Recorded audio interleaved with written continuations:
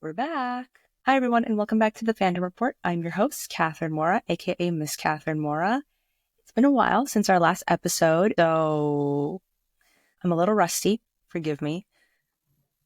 It's been a few months. This is already terrible. You know what? We're just gonna hop right into it. Daredevil Born Again. Major spoilers. If you have not yet watched episodes 1 and 2 of Daredevil Born Again, stop the podcast, go watch the show, and then come back. Or if you don't care about getting spoiled, you can just stay tuned. So I feel like we have to start off first and foremost with Foggy's death. So I had a feeling like the vibes were off right at the start of the show.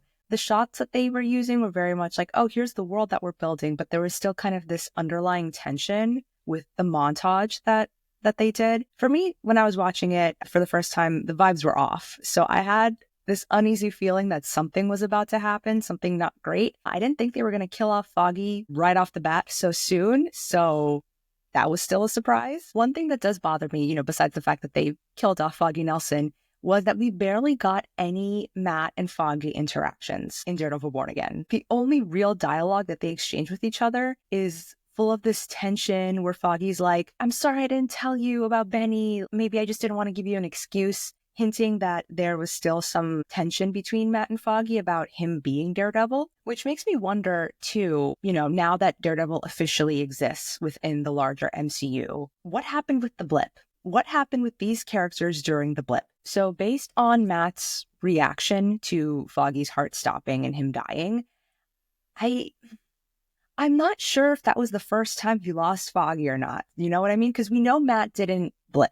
Based on Echo during, I believe it's the first episode of Echo, where we're kind of seeing the 5 years. We see when Ronan kills her father, and then Fisk brings her into the organization, and she fights Daredevil. That's during the blip. So we know Matt survived the snap. We don't know for sure if Foggy and or Karen did. And based off of Matt's reaction, I'm still not sure. That was a heart-wrenching scream, and the sobbing. That could have been the very first time he lost his best friend. It also could have hurt him so much more because it was the second time he was losing his best friend. I don't know. All of that to say is I needed more avocados. Before they decided to smash and kill one of the avocados, I needed more of them together. If they really needed to kill off Foggy, do it towards the end of the first episode, maybe. Let that be the cliffhanger that you leave us off on. Well, not really, because it was a 2-episode premiere. But still, there should have been a little more avocados at law happening. We barely got any Nelson, Murdoch, and Paige. Honestly, I thought the show was going to start like Daredevil Born Again. I thought it was going to start right after the season 3 new napkin scene. So if you've seen the original iteration of Daredevil from originally on Netflix, season 3, Karen, Matt, Foggy, they decide to open Nelson, Murdoch, and Paige together.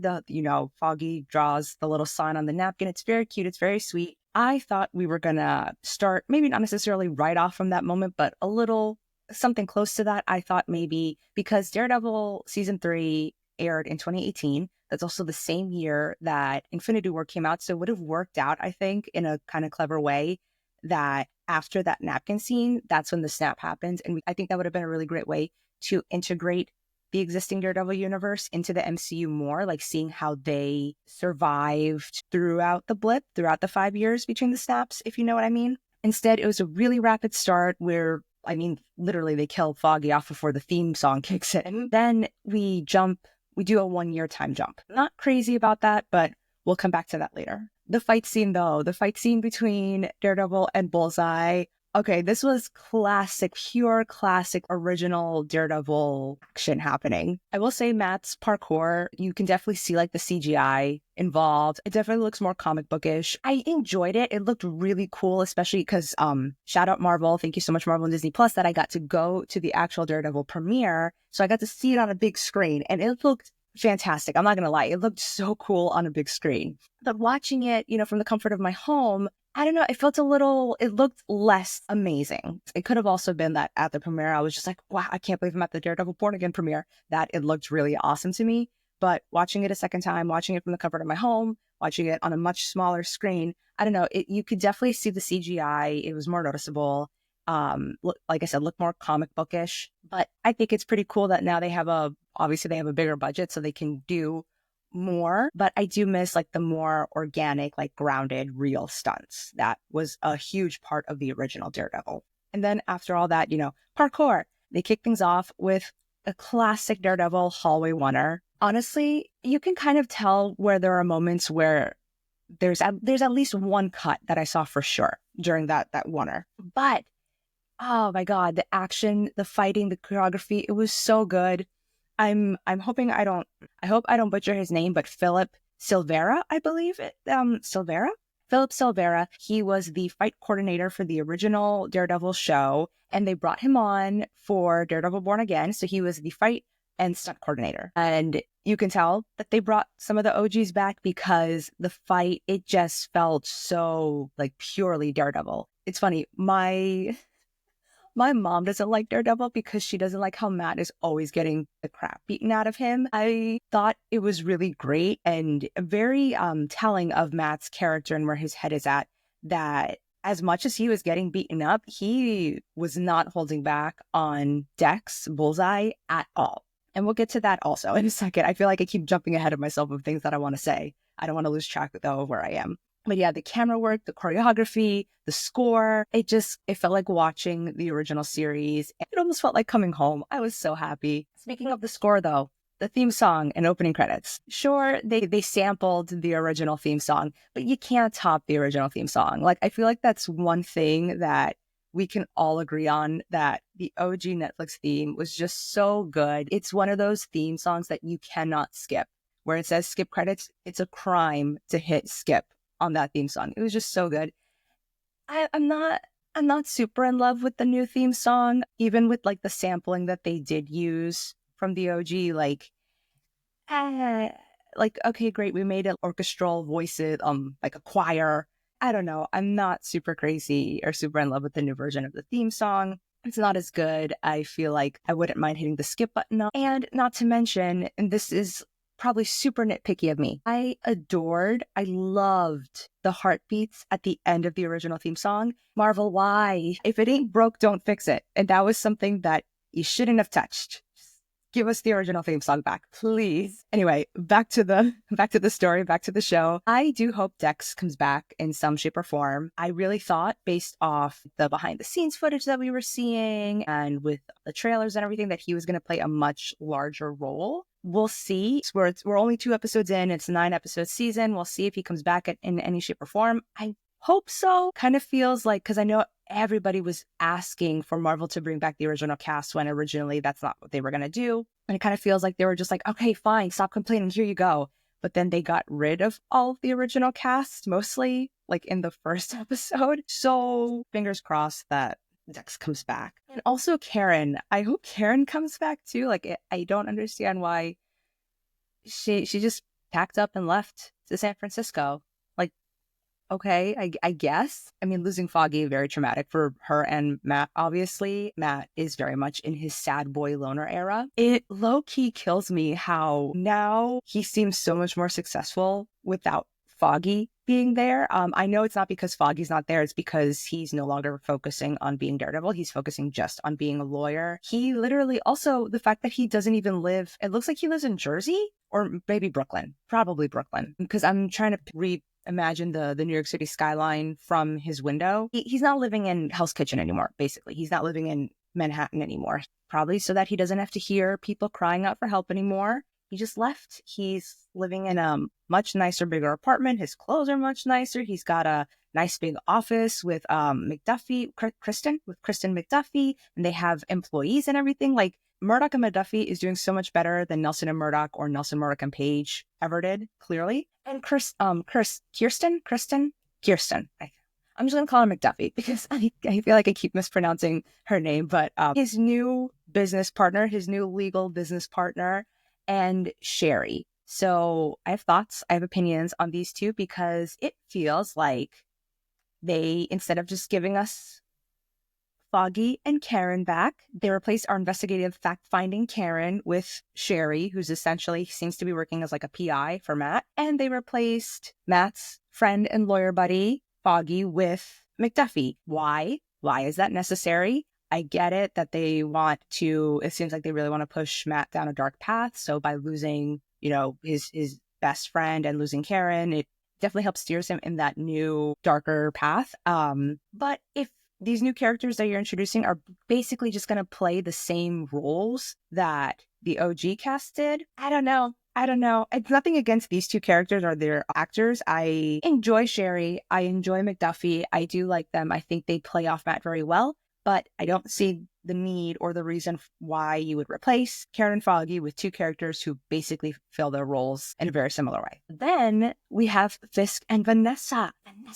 I love how Fisk says her name. So originally, Vanessa, the original actress, was replaced. And then when they did the creative overhaul after or during, I don't remember the exact timing of the writer's strike and the actor's strike, they brought back the original actress, the original from the Netflix series. And that's great. I love it. The chemistry and the way that those two play off of each other is just chef's kiss. I'm not crazy about their new dynamic. Here's the thing. Fisk is obsessively in love with Vanessa. I would even go as far as to say possessively in love with Vanessa. And he's cool with her sleeping with somebody else. And she's like, oh, don't kill him. And he's like, don't worry, I won't. No. This is a guy who took a guy's head off with a car door. He smashed his head with a car door, which they also confirmed as canon in the new iteration in Daredevil Born Again through the BB report. So we know that did happen. That is true. It's canon in the MCU that he did that. And his wife that he loves and is obsessed with is off sleeping with another guy and he's cool with it? No. And I feel like they were cornered maybe into this new dynamic because of the version and storylines we got of Fisk in Hawkeye and Echo, where it was really just him doing his own thing. We didn't have Vanessa. There was no mention of Vanessa really. So they were kind of like, yeah, you know what? Let's make them estranged. Okay. It doesn't make sense to me though that Vanessa would just be like, whatever, I'm gonna, I get it. She's lonely. Okay. But she was so loyal to Fisk. She was insanely loyal to him in the Netflix series and they hit a bump and she's just gonna cheat. I can't see it. It doesn't make sense to me. So the marriage counseling will be interesting for a number of reasons. One, hopefully we'll see these two get back to where they used to be because I prefer partners in crime and partners in love, Fisk and Vanessa. Also, Heather, who is Matt's new girlfriend / Fisk's new marriage counselor, she knows that Matt has history with Fisk. Fisk is definitely going to find out at some point that Heather is dating Matt. So that's going to complicate things. I just don't want to see her being used as a pawn, getting kidnapped or being threatened or whatever to get to Matt. Please don't do that. And then Fisk being mayor. I have many thoughts on this. This can be a whole other episode, so I'm not going to go too much into it right now. I think they rushed through the campaign. They just wanted to make him mayor as soon as possible. I think it would have been more because he becomes mayor. Well, I guess it's towards the end of of episode 1. But still, I think it would have been interesting to see a little more of him running and Matt being suspicious of him and being like, I don't know. But they kind of just boom, went through that really fast. And then we've already gotten a little bit of Fisk as the mayor with him quote unquote learning optics, the scene with the hole in the road that he's just like, yeah, you know what? Let's get it done. You have the permit that you need. Go ahead, fill up the hole. And then he also though seems like he's planning on using / manipulating BB in some way, BB Urich. I mean, obviously we all know Fisk is Fisk, right? I feel like we don't have to explain it too much. Because then he also turned around and blackmailed / threatened the police commissioner. So we don't know exactly what his game plan is, but we know it's not good. And we know there's, of course, going to be so much corruption happening. So, of course, Matt is right to suspect Fisk. We all know that. The diner conversation was very interesting to me between the two of them. They referenced the deal that Matt and Fisk made in the season 3 finale of the Netflix Daredevil that Fisk wouldn't reveal Matt's identity and he wouldn't hurt Karen or Foggy because Fisk tells Matt, I had nothing to do with it. I fully have been honoring our deal. So that's a direct reference, also kind of confirming yes, this is canon to the MCU. Matt also said, though, that he never tried to kill Fisk, but that's pretty much his whole mission in season 3. So that's a little bit of a question mark. And then we have Fisk saying that he just wants to give New York a better future. But then that sounds so much like his Better Tomorrow initiative from season 1. So again, it feels like Marvel definitely was picking and choosing what they wanted to use. To me, seasons 1 through 3 of the original show are canon. To me, that's canon to the MCU. But at the same time, I understand that they can't really fully acknowledge it just because of legalities and contracts and stuff. I've previously talked about this, how when there's a television show and you rename it, even just slightly. So originally it was called Daredevil, now it's called Daredevil Born Again. That kind of, it's essentially a new show. It resets contracts back to stage one. Let's say, for example, a writer was going to earn like a 10% bump once you hit seasons 4 or 5. Well, now that Daredevil Born Again isn't a season 4, it's a season 1, that 10% bump wouldn't kick in, for example. So yeah, so the picking and choosing is a little confusing, but to me, and I feel like to most of us, all of us, seasons 1 through 3 are canon, which is why this whole thing about with Fisk being mayor and Matt being suspicious and being like, you're gaming the system, it feels very similar to the season 3 storyline where Fisk made a deal with the FBI and Matt was like, no, this doesn't pass the smell test. And Matt is also being, he's also a little dark side right now, just like he was in season 3. He definitely tried killing Dex. He pushed that man off the roof. He did not care. I'm pretty sure he killed those cops in episode 2 because that guy, when that guy's head hit the floor, I'm pretty sure I saw like some splatter.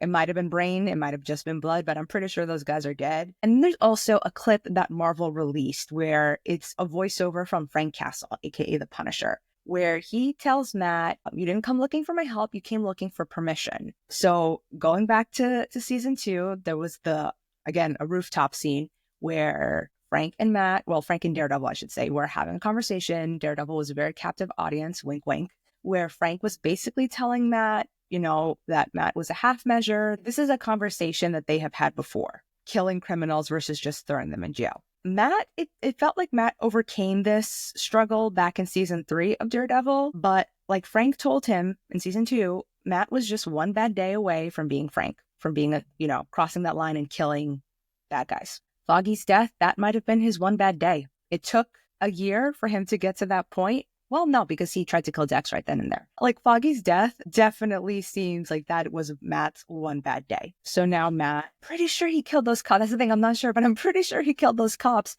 And based on that bit of dialogue that we heard Frank's voiceover saying, you just came looking for permission, it seems like Matt's going to be struggling again with killing. So a little repetitive from season 3, but Foggy's loss, it makes sense, I guess. It's a very different trauma than what he was experiencing during season 3. So sure. Honestly, though, I can't wait for Matt and Frank's scene together when hopefully that comes. I'm really hoping that comes in episode 3. I low-key missed Frank Castle just as much as I've missed Matt Murdock. We've gotten plenty of Matt Murdock from the MCU. In recent years, we haven't gotten any Frank Castle, so hopefully that comes sooner rather than later.